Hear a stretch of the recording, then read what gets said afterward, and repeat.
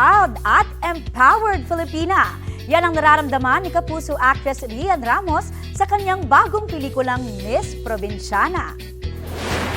Bibigyang buhay ng aktres ang karakter ng isang probinsyana turned negosyante. Chika sa akin ni Rian, maraming aral at realizations na makukuha sa pelikula, gaya ng women empowerment at mental health awareness. Bukod sa Miss Provinciana, busy rin sa paghahanda si Rian sa kanyang upcoming projects, gaya na lang ng fantasy series na Encantadia Chronicles Sangre, kung saan gaganap siya bilang si Sangre Mitena, at family drama series na Pulang Araw, kung saan isang espesyal na karakter ang kanyang role.